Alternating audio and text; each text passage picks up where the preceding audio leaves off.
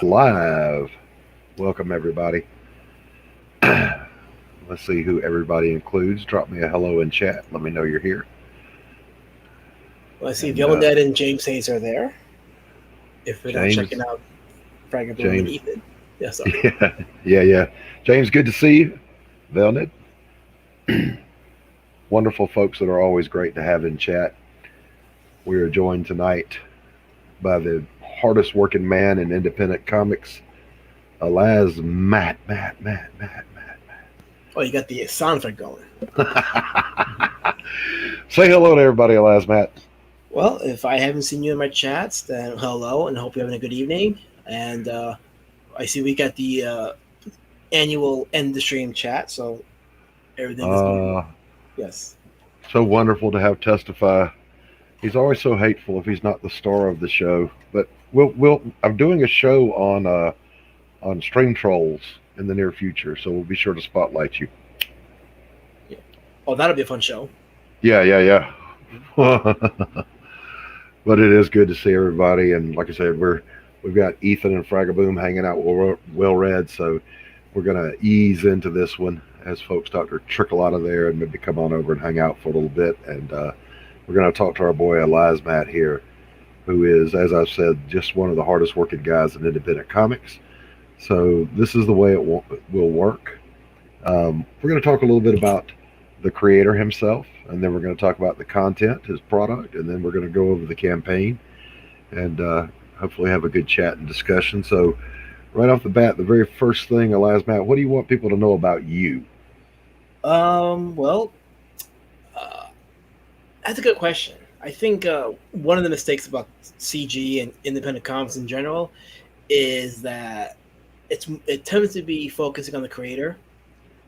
I don't want people focusing on me. I want them to focus on my characters and my stories. And I talked about that in another stream, which is that when the conversation is more about creators and less about what we're producing and the characters we produce, the stories that we're telling, and dissertations about the stories we're telling, that's a problem. So I really don't know if I can say that you know my thinking is what do I want people to know about me, not as much as what I want them to know about Road Warrior Drake, for example, or the next story that I'm writing. And that is a good point. But we are going to go a little bit in depth with you.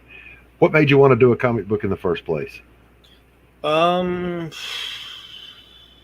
well, I mean, I like telling stories. So back when I was 10 years old, when I started drawing for the first time, and I like the idea of being able to jot down stories and put them on some kind of format, and then having it there for me to look at. So it wasn't so much now just staying in my head. Now I actually could produce it. Of course, they weren't any good, but that's not the point. The point was is that I was able to just create something. I didn't collect as much comics as a kid as a random person out in the comic sphere, but I read a few comics here and there. My brother was a huge collector. I think he has all the issues of the X-Men comics from like the '60s up until like the '90s. Right Um, on. and I read a Conan comic here or there, but when the '90s came, then I started to get more into the independent comics, and I really started to like the idea of producing a story that was not mainstream, but that was was different and experimental. So I like to dabble in that. But in the meantime, I was also making movies, and Hmm. up until 2000, starting in 2000, I started making them a bit more professionally with better equipment, actual negative film negatives. Hmm. So I just like telling stories. I like the action of telling a story. I like the adventure of telling a story. Of all the movies I've shot, not a single one involved a film permit. I just took the camera and said, "Fuck it, I'm gonna start shooting it." So, yeah. And I think that's the approach all of us creators have: is just damn the torpedoes, full speed ahead, do what we got to do. Welcome, Val Ned. Welcome, Matt C. Matt, no intro videos yet. I'm editing together some stuff. Um, when it gets closer to launching my own product, I'll have some content to shill out there. So, uh, when did you first develop? Let's go into the content a little bit. Road Warrior Drake. 1991 on a piece of paper in private school during snack time. Okay, all right. And inspired by a duck out the window, or I just said, let me pick up the pen and just draw something. Just draw something crazy. So I just drew up a Mm. muscular, well, I don't call him the D word. That's racist. So we're not gonna call him that. Let's just say, Beast citizen. there you go. Yeah, let's get red pilled now. Okay, that's the correct term for him. So B citizen. I said, let me draw a vest with some spice coming out and see how that resonates. So drew the character like that, one sheet, and then the following year I started doing a series of comic books. Again, not well drawn, but I was still honing in my craft. So uh, I enjoyed it. It was fun. It was fun doing it. It was fun creating stories for the character and just, did I ever think that he'd be something serious long term? I mean, I dreamt a lot. I had fantasies about him being in the mainstream and all that stuff, but Hmm. I don't think I saw that as a possibility because to me, I always had this wall in front of me, and I always had this aura of doubt that I'm not meant to cross that plateau into something bigger and seeing my characters or my stories actually and being enjoyed by lots of people. So I would say that this is more about just creating the act of doing it was fun. Yeah, yeah. The doodles on a piece of paper when we were young take us to places we never thought they would. And I do enjoy encouraging young artists. I teach art at an art school here locally. It's usually fine art, the painting and whatever, but I love to see young people talking about exactly that wall of I can never do, and then they realize they can when they produce something good.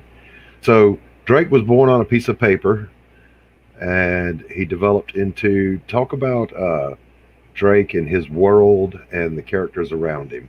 Well, this is the current world that he inhabits, but when I was drawing the character all these years up until I stopped drawing for a minute back in the early 2000s, there was two worlds that I created for the character, and of course now I took pieces of those worlds and I adapted into this current one. So I took the best of what I thought I could use and formed a new world around this character. So this for me is a definitive version of the character, and this version we have a character that is part of a world of the world of humans that is post-war.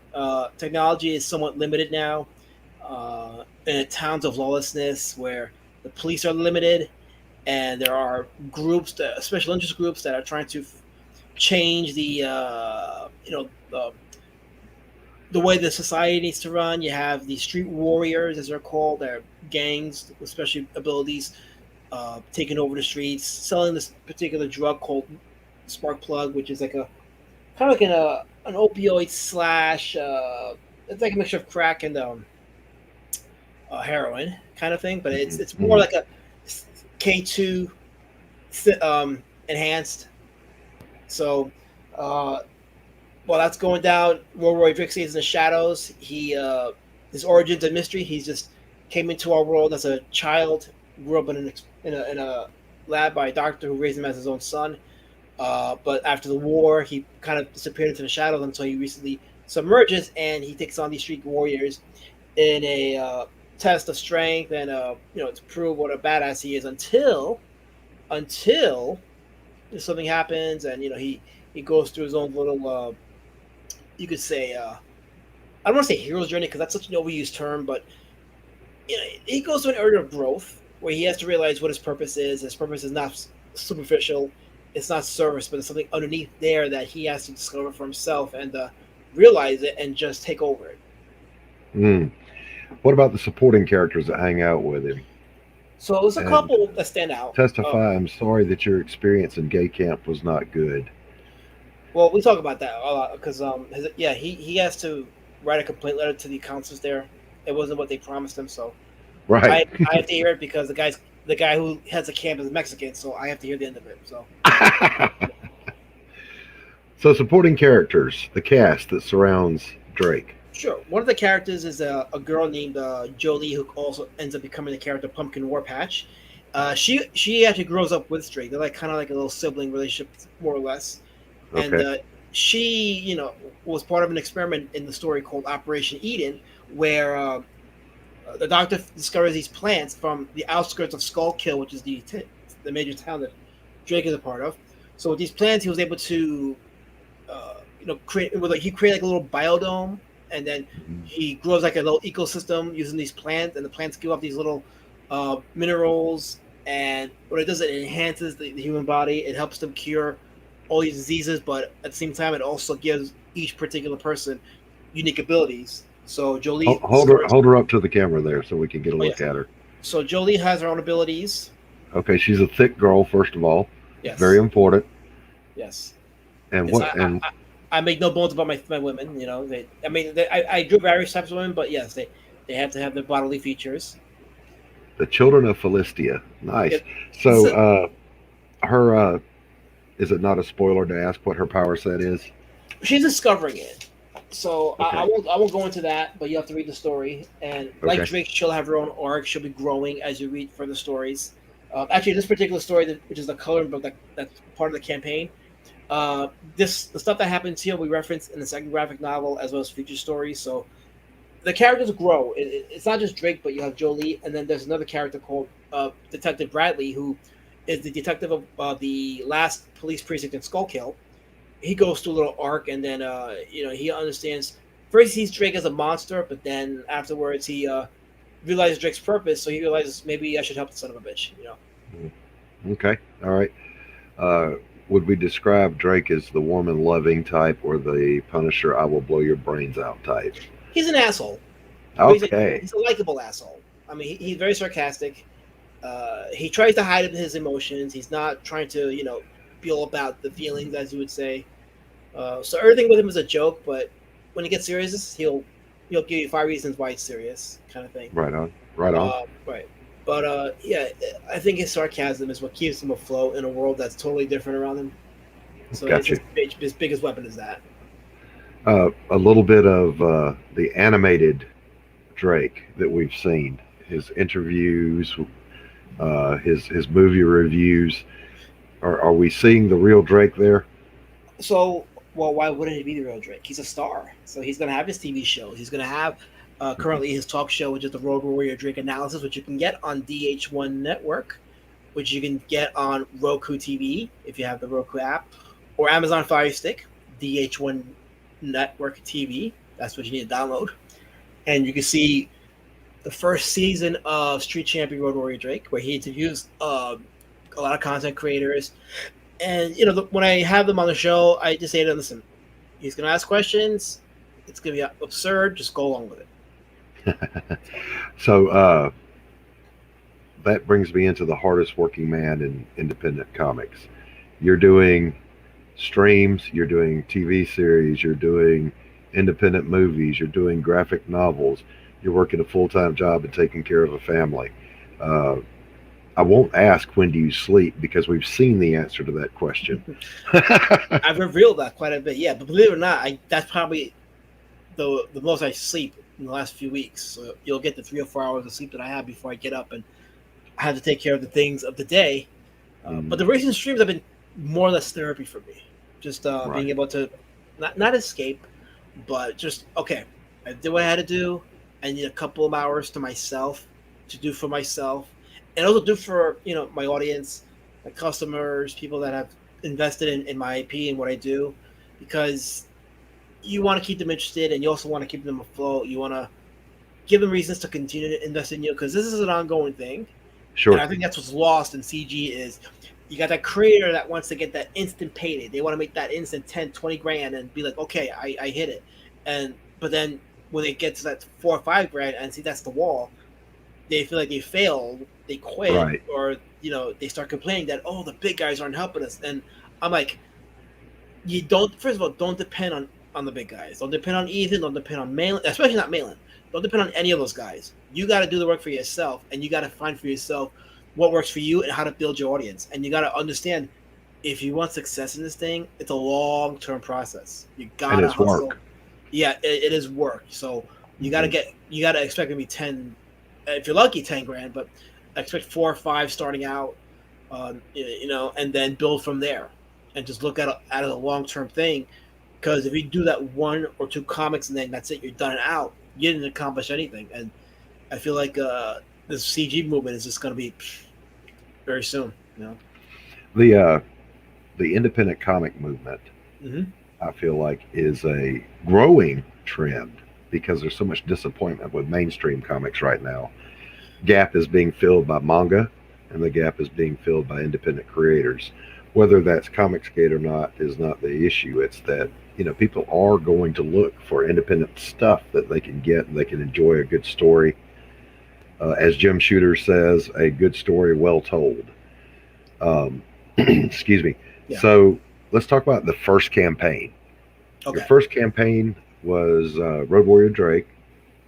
So that's the same book, but what happened was back in 2019 September, when I did the campaign, right as it was closing, I selected the 60-day, or the 30-day extension for the total of 60 days. For some reason, Indiegogo closed the campaign after the 30th day. So, uh, it gave me, as upset as I was, I had a while to think about, okay, what worked, what didn't work, how can I make the next campaign better, how do I sell the book even more? So I sold the book to maybe 10, I think 10 backers on that first campaign, Mm-hmm. and then on the Indiegogo, I ended up with 88 more backers. Okay. So it was like 8 times the growth. Wonderful. So, what was your initial goal for your very first campaign? What did you set your dollar amount at? And how would you encourage, or what would you encourage first timers like myself to set that goal at? Unfortunately, well, it depends. Unfortunately, and I'm gonna just be real here. So if we're talking just CG, unfortunately, just set your goal at minimum 500. Reason being is because new up and coming creators will come into the movement. They'll gravitate towards a particular sect because Comicsgate is very divided. So you'll have Mm-hmm. different sects of Comicsgate. So you go into one sect, you gravitate towards that sect, but as it always does, sometimes arguments happen, discourses happen. Before you know it, it splits, and then you see your profit margin slip because of that. Because sides are taken, and people expect you to choose a side, but you're a creator, so it's not conducive for you to choose a side. You just got to be friendly with Exactly. everybody, but people make you choose a side regardless. So either way, you're ending up on a side regardless, and that's the Mm-hmm. reality of CG, which is stupid, but that's the Right. reality of it. So we Right. can't ignore it. It is what it is. Yeah. So you set it at a minimum goal, and this is why I did the Kickstarter, and this is my plan for the Kickstarter, which is, you know, even though I'm streaming to a CG audience, the goal is to go beyond that and to expand the audience to people that just want independent comics. They don't gotta Mm-hmm. label themselves as CG. They just wanna, they just they're looking for that new stories, new IP, something fresh, something that's not laden with far left propaganda. Just a fun story. If it's deep, it's deep. I won't. I don't begrudge a story that has political undertones because some of the best stories have political undertones. But Mm-hmm. there's that, and then there's just straight up agenda or Exactly. propaganda. So I would say to you is, whichever side you gravitates towards, but try not to get too close to those people Mm-hmm. because if your goal is to make money and sell, you don't want to be in a position where if an inevitable split happens or alliances shift, you're forced to have to choose which side. Right. Well, my mindset has always been, I don't do clicks. I don't. I don't. I'm just way too old for that. I want to tell a good story. I want to tell it well. I'm going to market it, and would appreciate anyone backing it, as I'm sure any creator would. I likened my first experience with getting to know some of the Comicsgate personalities. Is this is a lot like high school with a lot of cliques, uh, and I'm not into that. I'm not really interested. I'm It's interested very in yeah. I'm interested in creators and their product. Are you telling Right. good stories? Because I would love to see them. And are you a decent human being? That's it. That's my Well, criteria. I mean, as far as just a human being part of it, you know, it can be subjective. Some creators have crossed the line, but then it's like it's the internet. Can't take the internet Sure. seriously. Right. One year you can hate somebody. Next year you're hitting fists in brotherhood. It's just that's the nature of the movement. Mm-hmm. Mm-hmm. But I will say that you gotta pay attention to where the movement is, how it's shifting, and don't limit yourself. Don't just stay within the sphere of CG because exactly like James Hayes is saying, it's a small market. You're limiting yourself if you're just focusing only on CG. There's a Right. lot of people outside of that sphere that just want good comics that we have to tap. Mm-hmm. And sometimes, here's the thing: sometimes we don't gotta be all about we're comics. This is what we stand. It's like we know what we are, but Hmm. we're looking for people that just want what we represent, not so much the label, but okay, we're for good customer experience, respect, good stories. That's Hmm. the only labels we really need to, you know. Oh, Testify says he's going to top me. I know he will. It's going to be great. No, he's going to tap you. Oh yes, because absolutely. But it's part of the gay camp rehabilitation. So If you have a bad experience at your first gay camp, don't give up. There's always hope. Um, Learning to draw is a lifelong process. And we all learn from somebody by some means, whether it's self taught, I looked at this guy's work and I liked it, or we took art classes. Yes, Lorenzo says Alazmat is one of the good humans, and I would agree with that. Alazmat's a good guy. Otherwise, I wouldn't have him on my show. I don't like dirtbags. Uh, so, who would you say was influencing your art as you developed? was well, I will say this.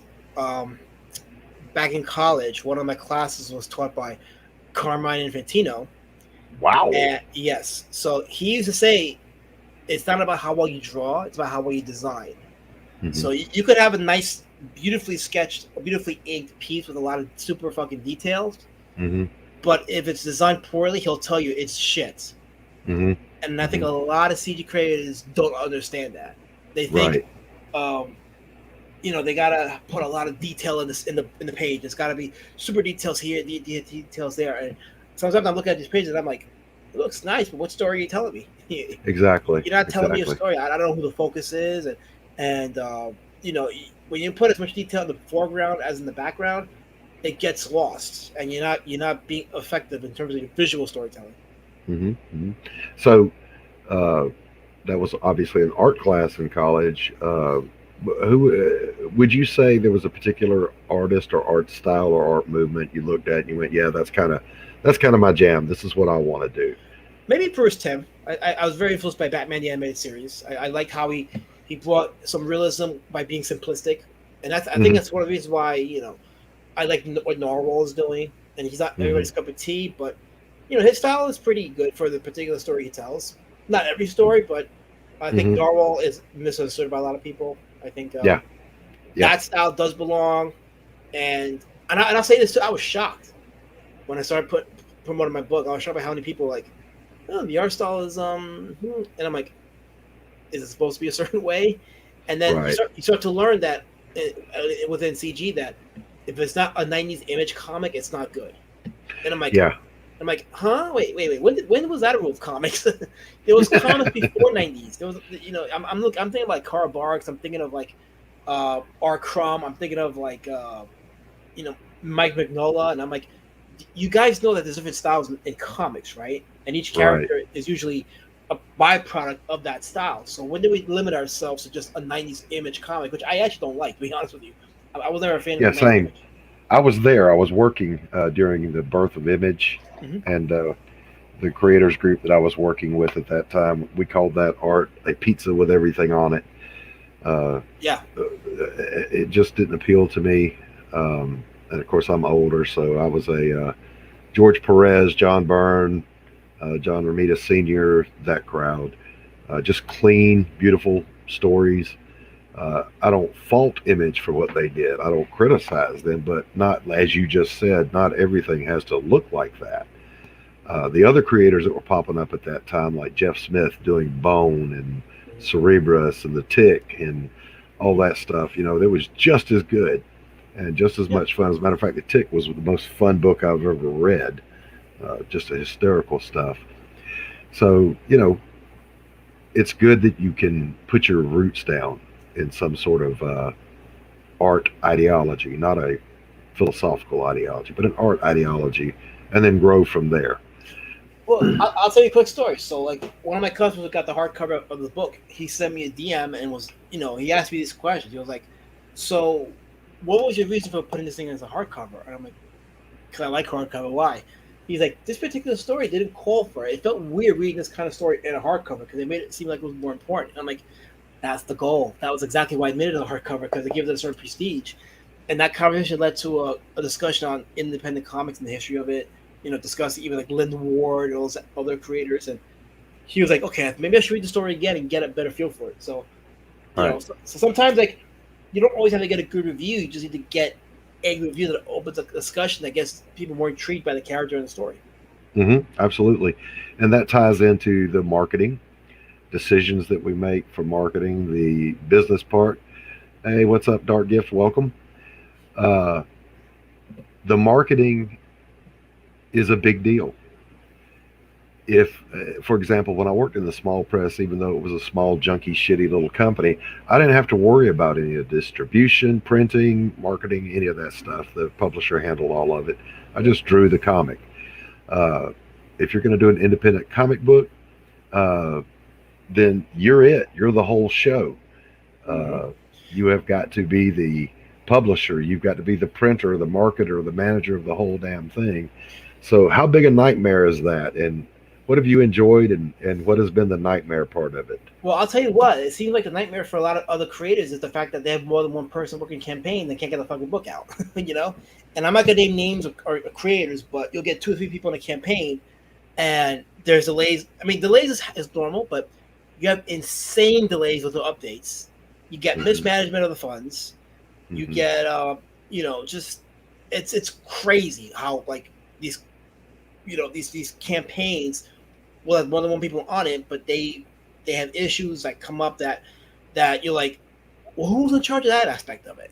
Right, In right. my case, yeah, I did it open myself, and it wasn't easy. It definitely wasn't easy. If I had hair, I'd pull it, but uh, there were times when I'm like, man, I need help. Like I asked for advice, I asked for suggestions, so I didn't do it completely alone. But um, I would say the biggest nightmare was just uh, I don't know. I can't think there was any aspect of nightmares. I would say just shipping, especially international, Mm-hmm. because it does take up a lot of money, Mm-hmm. and people don't understand. Yeah, unfortunately, when it comes to international shipping, you're gonna have to charge an arm and a leg, because it does take you eat up with the profits, and then it's just yeah. Tesfacious says he's never helped. It's true. He never helped. He mocked, made fun of me, left me to rot. It's true. He was busy fighting people. That's true. Absolutely. So yeah, but Let's see. James Hayes says to succeed in crowdfunding a comic, the more aspects of the project you can do for yourself, and the more likely to succeed, and the more profit you'll have. Yes, exactly right, James. mhm. If you depend on a crew of one, yourself, then you can count on yourself. And if you fail, it's all on you, not on anybody else. I mean, a lot of people won't do it because CG is a writer movement more than it is an artist movement. Although the demand for artists are there, but it's the writers calling the shot, and I'm not saying it's a bad thing. It's just Right? an objective perspective. Like that's what I see, not just from the outside looking in, but being in those DM groups and seeing how much more in charge the writers really are here. Um, but yeah, they have a certain demand for certain artists and a style and lettering and all that stuff. Mm-hmm. Um, When I was writing, I would, and every writer I know, including some of the big guys like Stephen Brush, they will tell you that yeah, you have an idea for what your story is, but many times the characters take on a life of their own, and you explore that, you go with it. Uh, did Drake come out as you originally intended, or did it take on a life of its own as you were doing the work? it definitely took on a life of its own based on interviews that I was doing and certain questions I got asked that put a light bulb in my head. And then I started doing the TV series and Mm-hmm. doing the voice of the character and getting the his persona. I was like, you know what? Okay, that's something I gotta play with. I didn't even think about that. Mm-hmm. The whole be citizen aspect of him. Like, it's like, you know what? People are like, oh, that's the duck character. I'm like, he's not a duck. I'm like, maybe I should play with that. Let that be. Let that be. Because I'm like, I don't fuck around with people and say, okay, yeah, he's definitely not a duck. He's definitely not. He's not the D word. I'm not trying to get channel struck. Sorry. No, I don't care. Uh, I don't care either. Fine. Fuck it. yeah, I have no concern about a channel being struck. Uh, so James Hayes says that Comicsgate as a movement doesn't seem to have many good writers partaking. So he's James. Are you saying that you feel like it is more the artist driven than it is the writer driven? I think Because that, because his that's an point is, interesting counterpoint.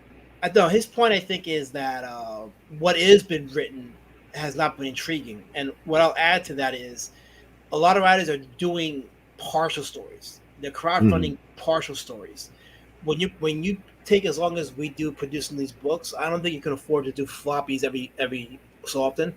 You want to try to do uh, full stories Mm-hmm. and look at it as if something happens to you, stuff. At least you got a complete story out there. Even if you throw a little Right. cliffhanger here and there, but you want to give them some meat. So my book, for example, is 110 pages. I charge $25 for it. In CG, the average $25 comic book in Comicsgate is 60 pages, 40 to 60. So Yeah, that's a for lot of content for the money. So that's a good value. yeah, yeah, I Do that's you what I feel want like to do. you've got a good enough story to support that? Oh yeah, listen, I wouldn't be promoting it if I didn't think so. I'm Right. not Right. saying everybody will like it, but even those that don't like it had some interesting things to say about it, and I'm like, okay, the right things will treat somebody to want to read it. I'll give you an Right. example. One of my customers said he couldn't get into the story, but he also didn't like the dark colors and the whole darkness surrounding it. And I'm like, well, if you're into darkness, then you definitely like the book. So those little buzzwords tend to attract people that are curious about it. Excuse me. I'm sorry. Bless you. Thank you. Hold on. Bless you. The sequel, Thank you. Oh, here comes the third part. Oh no, it's in production. Okay, it got canceled. Okay, not a so trilogy. No trilogy there. yes, but going back to what I was trying to say, uh, writers tend to like don't put all their meat in the package. Part three. Okay. Yeah, there it is. All right. So they'll do, like I said, they'll do partial stories. Um, and there's one story in particular. I'm not gonna name the character or the writer, but Right. okay, I think an unannounced fourth part's coming up. No, that's the reboot. Oh shit! No, that's not good. I don't have reboots. Anyway, so there's one character in particular that Yeah, you've I got was like looking a forward. giant snot blob. Like, gosh, I'm Absolutely kidding. not. I I'm know. kidding. I can see myself. This is the Michael Bay sequel coming up right now. Okay, so there's this one character that I was looking forward to. Took a year for the book to get produced. Once the book got produced, I received it, and I was like, that's it. And then that was the Zack Snyder version. But then, so, um, so this is a new stream. This is a sneeze stream. It's a Zack little. Snyder. Okay, that was the Zack Snyder version, but bushy by Joss Whedon. So this character saw a comic, and then Whatever this product is that you're there talking about, you're obviously allergic to it. that was the Snyder cut. So bottom line is, it's been 2 years since that book came out, and no sequel or no continuation of that story. And to me, it was like one of the biggest letdowns of that person's sequel career in CG. So, My God, man. so that was the catalyst for me to be like, okay, when I'm writing my story, this is gonna be the beginning and an end, because there is no a partial story, because that annoys the shit out of me. Right, I right. feel like if you're gonna get a book, have some meat in it for us to talk about it, have something happen to the character, and have us journey with the character, so that we can want more. And that's the problem, is that we're left not wanting more. We're left like, that's it. So That's a very good point, Matt, and you are exactly right. I heard another creator say the same thing. The tricky part about IGG Comics, if you offer the same value or more for less than $25, then some people are going to think you're cheap, and that this happens. Same thing with my fine art. If I go to a gallery, I have to hang at their rate, not at my rate, because if I undercut the other artists that are hanging in the gallery, they go, "Oh, well, that's a cheap artist. We don't buy cheap art." yeah. So it happens. Well, I wanted to make a statement with this particular book. Like, okay, let me put some meat out there, get this book into as many people's hands as I can, and then from the next book, depending on how well this does, I'll look at about selling it for a little more if there's enough demand for it. But I want to just get this book out to as many people as possible. So it wasn't so much about the profits; it is about just putting it out there and challenging the independent circuit and see what gets said about the book, what gets said about the story, and whose worlds I can rock and who's what personalities I can piss off. So also an investment in a future for Oh, like I your. said, long term. This is a long term thing, and that's something a lot of creators don't look at. Is what is your long term plan for your character? If you're just writing stories, at some point there is nothing that's gonna just keep you sustainable because people Right. eventually people Yeah, just walk away. that goes back to what you said a minute ago. You got this comic book and it just left you hanging and no sequel. If you're going to do a long-term story arc in installments, you got to at least be consistent with getting your product out. And I think that when CG was a thing back in 2018, I think a lot of people fell in love with the idea of being a creator, but not looking at what could have possibly happened down the road in Right. terms of, was the model sustainable? What was this thing, something that could be viable for years to come? And I'm gonna tell you right now, eventually this generation of fans, you know, unless they're real diehard comic collectors, they will move on. So They'll forget you. is your character memorable enough for them to take with them? So let's say, Hmm. for example, if they're going to do a feature film, will they be there for that? Will they be like, "Oh, I've always wanted to see a Road Warrior Drake film"? So you want to have that implanted in people's heads so they can stick around for a while. Hmm. That's why I always tell people, there's definitely going to be a feature film before I do the third book. There's a figurine in the works, and who knows what will happen in between then. So, uh, this is a long term thing. You're going to want to be sticking around for that because this is just the beginning. Yeah, this is again the hardest working man in independent comics. This man knows no limits to his ambition, and I wholeheartedly approve of that. Having said that, I personally, just because I've seen so much going on with the never-ending delays and non-fulfillment, my goal is to completely finish the work and have my scans ready to go to print before I even launch the campaign. Yeah. And the first graphic novel will, in fact, be a graphic novel. It will have a beginning and an end. Uh, so no cliffhangers. That's my promise here and now. Nothing wrong with a cliffhanger if you're immediately going to fulfill right behind it with another campaign. Yeah. Uh, Not what I'm saying, but you don't tell a story, get people to care about your character, and then leave them hanging for years or even Exactly. months. Yeah. Because just like Alazmat just said, people will move on. They'll forget about you. So, what's next for Drake in this upcoming? So there will be a second graphic novel. I'm already writing down notes for it. Uh, I'm actually casting for the second season of his talk show, the Road Warrior Drake Analysis. And as I'm doing those things, I'll get some ideas on the feature film, which I'll be crowdfunding in a couple years after the second book is produced. I'll get to work on crowdfunding the feature film, and it's a reality. Listen, people will crowdfund a movie on Indiegogo, and they're like, "Oh, I have an idea. All I need is this much amount," and then the regular backers are like, "Okay, well, exactly what are you going to do with the money?" In my case, I'm my own cameraman. I can do my own sound. I got somebody that can do music. I can pay that out of pocket. That's not a big deal to me. Um, all I would need is the money for the special effects. It'll be practical. There'll probably be some puppetry here or there, but it's going to be a practical special effects driven movie. So I'll be like, that's what I need the money for. But first, I would find the team that can do it, have them quote me, and then once I do the crowdfund, that's the amount I need. That's what it's going to go for. Very nice. So, are we going for the 1980s Masters of the Universe, or are we going Peter Jackson building the Shire quality? I mean, you're looking at it in the movie, so it's going to be 80s. But then again, the 80s are the best time for filmmaking. Bet There your was, ass. yes, Bet your ass, baby. yeah. All right. So, but as far as the character himself goes, what's next in Drake's arc? Well, Without being spoiler. let's just say that it'll involve. How can I put it? It'll involve his entrance into the political world. I'll leave it like that. Okay. All right. Yeah. Drake entering the political world. We're not Yes. saying how. Mm-hmm. That ought to be damn interesting, given the Oh, political climate. it will be. You'll see.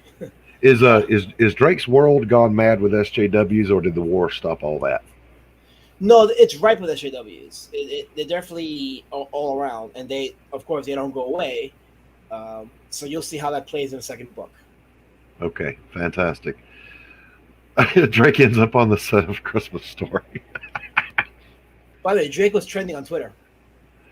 Wonderful, outstanding. Yes. Yes. All right, so that brings us to the main event. Clock People. We've got the 30,000-foot overview of we're spoofing the Watchmen. Yes. Why don't you can you pull up some stuff on that so we can share the screen here? All right. So I'm gonna go Or ahead is and it share my. I'm gonna share my screen. I got the wrong button. I got the page open for the mailing list for Clock People. Here we go. So I got the stream open. Okay, you can see it. Okay, so it's a parody of Alan Moore's Watchmen. Now here's the thing. I want to write a story that I know I can laugh at. That's gonna be funny. And the thing is, I want to see about offending some people. And right now, I'm going through a real dark period in my life right now. So like, if it makes me laugh right now, then it's gonna definitely make people laugh. That's what I Mm-hmm. look at. I gotta care, or I'll put it like this: I gotta not give a shit about hurting people's feelings. Is what I'm trying to say. I'm gonna try to be funny, but not edgy. But if I can channel George Carlin or Richard Pryor or Lenny Bruce, those guys, I may have a story that can be very hilarious, shocking, but funny. Okay. All right. How closely are you going to follow the plot of Watchmen in the parody? Uh, Generally close in terms of the plot, but as far as details, that's where I'm gonna Right. deviate. Right. Yeah. Obviously. Okay, fantastic. So, uh, Drake sequel is next, and then Clock People, or Clock People No, then Drake. Clock People, and then Drake. Because right now I have Drake on Kickstarter, and Okay. while that's funding, I got the mail list open for Clock People. I'm currently writing the story right now. I got half the book already written, um, and then after that, once Drake is fulfilled on Kickstarter, then I'm gonna open up the crowdfund for Clock People. But I'm only opening the crowdfund once I start drawing it, because the way I figured out is I can do at least, if I keep this book at 60 pages, I can do a page a day. I can get it done in 2 months. So if I'm Hmm. able to draw the book in the 2 months that I'll crowdfund, then the only delay will be just getting the files formatted and then sent to the printers. And then uh, this will be a much more simpler campaign than Drake. So it won't be like various different versions of the book. There won't be variant covers. It'll just be one version of the book, and then get it to the printers. And then it should take, depending on the order, it's take about a month to get the books printed and then get it delivered. Okay. All right. Fulfillment on your first Drake. How's that been? I mean, it's been slow, but it's been successful. The first campaign from September 2019 is completely fulfilled, so that's done. I got about a few more orders left on this one, Hmm. and then Hmm. they're all international orders. I think I have one local order, but the rest are like international, and I'm doing like one or two a week, and then it should be out the way. Okay, so James Hayes, I think, has the comment of the evening. He says, I feel bad. Like we need to crowdfund Alazmat a desk and a comfy chair so he doesn't get overcome with sneezes from dust on the floor. I would get behind that campaign, James, 100%. I'd rather fulfill the film than that. So that's what I'm thinking right spoken, now. spoken like a true businessman. Yeah. Maybe we need to do what's the other? It's not a crowdfund. It's a GoFundMe. Let's do a GoFundMe campaign to get my man a hypoallergenic desk and chair. But I'm gonna Fandom reject. That won't work. Okay, all right. Yeah. Yes. Yes. Because if I do that, then my next GoFundMe is gonna be for rent, and I don't pay rent, so that'll be pure grift right there. So, oh, there's the other star of the show. Bring him in here. Oh, that's a she. Bring her Yeah. in. She's all over the place right now. She's going with the wife right now. She's been it's been tough because my wife hasn't been able to spend time with her pets. So you know. Yeah, yeah. We shared a little bit backstage. Mm-hmm. My wife has a particularly rare kind of blood cancer, and so we deal with the same thing. As a matter of fact, my Chihuahua is her Chihuahua, uh, but when she's not feeling well from her treatment or from the illness, The little dog stays stuck right up under her. When Yeah. she's feeling good, she stays stuck up under me. And Yeah. that's kind of a good barometer around the house. Like right now, she's in here with me, so I know she's all right in there. Yeah. Don't know how the dog knows, but she knows. Yes. Uh, Yes. They feel it. They feel it. They they do. do. They do. Um, so uh, the fulfillment part, though, as far as was there any kind of surprise to you about the shipping? I know you talked about the overseas shipping is just a monster. Uh, the actual nuts and bolts of fulfilling the campaign. It, You, I mean, listen. As far as like getting the books printed and have them ready to ship, I mean, if you can't do that, you don't crowdfund. That's the way I see it. hmm Just don't crowdfund because hmm there's a lot of people in this movement in the indie circuit, also in general, that they get the money from Indiegogo or Kickstarter, but they don't actually put it towards what it's supposed to go to. They don't put it towards actually getting the books printed, getting the packing materials, and going to the post office and just sending it out. They hmm don't seem to, that's all you have to do. It's not more complicated than that, but for some people, apparently it is. They spend the money Right. on extra stuff that they don't need to spend it on. So I don't know Yeah, why, that's but what I heard. If you set your campaign goal as an expense budget for what it's going to cost you to do all of this, how do you need more money at the end of it to do what you said you would do to begin with? In other words, well, where did the money go? right, right. If I'm the customer, I'm going to be kind of pissed. And they are pissed. There's a lot of people that are pissed about these campaigns that haven't been fulfilling, and they don't go for updates. And the thing is this: like, it's one thing to be delayed because we all get delayed, especially in your Sure. first campaign. But we don't offer updates on why you're delayed and what the actual Exactly. status of the book is. You're gonna lose trust in people, and they're gonna be like, you know what? Fuck this guy. I want my refund. Right. You're not very likely to get the same back or twice if you provide shit service the first time.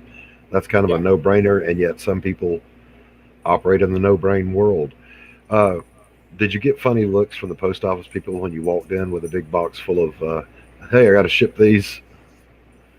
No, I mean people. I mean the post office is never a pleasant experience for people, so they're more focusing on let me just get this thing to the clerk and get out of there because it's not the happiest place. But the post office that I'm at, it's not terrible. Yeah. But they just focus on getting what they need to get done and just getting out of there. That's it. So Your dog is doing an interesting dance. she's very excited. You know, yeah, yeah. So I think we need to fund a comfort toy for your dog as well. yeah, yeah. All right, so we got Drake 2. We got Clockwork in the works. We've got a live action movie in the Clock works. people, Clock clock People. people. What Yes, did I say? Clockwork? you said clockwork. Yes, Ask me why I said Clockwork. I don't know. It's a book I'm writing. Uh, Gotcha. Okay. I might even send you a back alley review copy. Oh, Uh, nice. um, it's a long term project that I've done. If you Mhm. think Rogers Alazny and Stephen Brush, it's in that vein. Okay. Not something I'm ever going to do as a graphic novel, but you know, as a novel, it's pretty cool. Yeah. So other than as if that's not enough, what do you see coming? Well, Uh, before I do that, James Hayes asks, can you tell us a little bit about the movie? so all I will tell you about the movie is it'll be an adaptation of the book, just like James Obar's Crow was adapted as a film. It'll be in that kind of adaptation. That's all I can tell you. So it'll be an adaptation of existing material. You're going to do the screenplay yourself. Mhm. Okay, you're going to direct Yeah. it yourself, Hmm. and it's going to be starring Testify. He'll play the gay hooker who gets converted through force. So it'll be awesome. Um, and what kind of time frame do you have in mind? Wait, I'm sorry, Lorenzo just tripped me up. Yeah. We don't want to be racist. Is that a dog or a canine citizen? Oh, good question. She hasn't got her papers yet, so she's still a dog. Okay, all right, right Yes. on. Oh, so Drake actually has his papers, and that's what separates him from a duck. Have you seen what he's carrying? He don't need papers. We don't need no He stinking don't need papers. papers. Yeah. What kind of time frame are you dreaming about for the movie? Okay, he's got to step away for a minute. Perfectly understandable. So, chat, how many of you guys drifted over here from watching Well Red's review of Warts and All?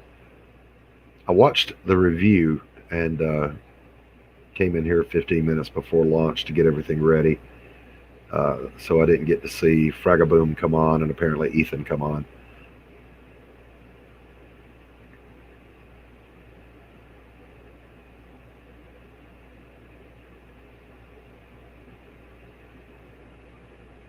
And I am, by the way, very interested in the Drake story. I think it's kind of cool. So that's definitely something I'm going to purchase for myself and get it in here. I stopped collecting comic books when I stopped working in comic books back in the 90s. But my best friend is one of those monster collectors. His collection size is indescribable. Uh, so he's kept me apprised of what's been going on because he loves to talk about that stuff. I may have him on one day as just a fanatic collector. But like I said, I stopped collecting, but I'm very interested in collecting now the independent works. So Anthony over at Dark Gift, I'll definitely be getting Hunting Alice. I'll definitely be getting Road Warrior Drake. Definitely getting Kyrie. Those are 3 so far, and I'm much more involved. I should say, interested in collecting the small stuff. The big guys got theirs. I'm interested in the small guys getting theirs.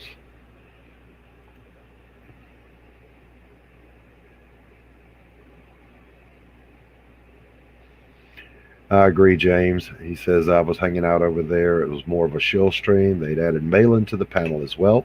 They were bad mouthing Kickstarter scabs. Last I heard, I would rather hang here right now. I personally agree with the Comicsgate philosophy of customer service, free speech, no SJW garbage. But I don't think uh, I'm not going to. Obviously, I've got Alazmat on right now, and he's doing Kickstarter. I don't care where you go to fund your product at all. Um, I'm interested in the artist and the creator, not the company that they fund through. That's a secondary condition. Velnet says, hashtag Malin was right.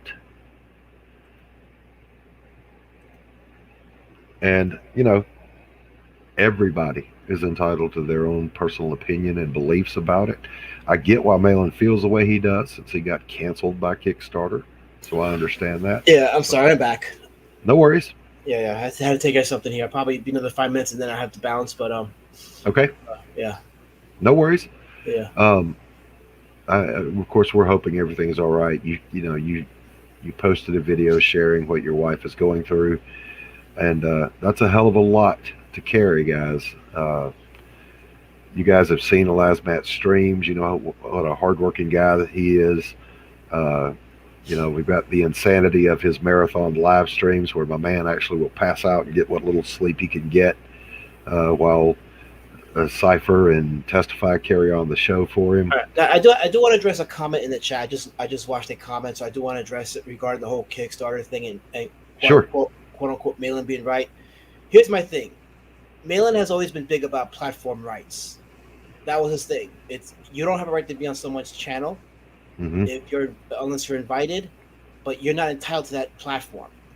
But for some reason, the rules are different when Kickstarter doesn't want you. Now it's not about platform rights. Now it's about I deserve to be on your platform because reasons. And then you spend weeks trashing a site, talk about how the site is this and that, and then once they start blocking you, I'm like, why are you shocked? You spent weeks saying how you're not going to be on there, then one of their employees blocks you, and then you're upset about that. Like, that's very inconsistent. It's either you're not going to be on it and you don't give a shit what they do, or you want to be on it and then you're hurt and offended. And I think that's the issue where it gets into the feels instead of the business. And I don't care. I do not care about where people get the funding for their product. I care about the product and I care about the creators. I truly do. And I think that's far more important. So if you want to fund on Kickstarter, fund on Kickstarter. If you want to fund on Indiegogo, fund on Indiegogo. If you want to just do yours all on your own completely, do that. Velned says that new individual, I don't even know their name, and I don't care about their name, blocked me, never interacted with her. Yeah, And she, she, let me she clarify this yeah, too. I do not in any way endorse SJWs just randomly blocking a whole group of people just because of who they identify with. Uh, Dark Gift did a pretty good breakdown on that whole guilt by association thing, absolutely. I agree with and you, I and think that's foolish. that's about enough of that. You know, judge a person on the content of their own character, Right. and Yeah, judge a creator on their character and their characters that they're creating. yeah, and blockchains are stupid. They really are, Hmm. and she's a fool for doing that. But here's the thing, though, that's just one person, and that's also her personal Twitter account. Um, so I'm like, you know what? I don't care about one person blocking creators. Let's see what this actual site does. Right, right. And who knows if any platform becomes suddenly just anti whatever it is you deeply hold dear, then it is your right to tell them to piss off. Um, Agreed. Absolutely. this is what the free market is all about. If you open a business, I'll use Ethan's analogy. If you open your hot dog stand and you deliberately say, I hate 50% of my potential customer base, you won't sell a lot of hot dogs. The guy across the street selling the dogs to everybody will. The market will always fill that gap. So I don't really have a lot of concerns there. Um, I hate SJWs. I hate cancel culture. If you guys want to go back, look at my first stream. I actually shared my cancel story. It happened to me, and it was brutal. And it was also something I had never heard of until I stumbled across Comicsgate.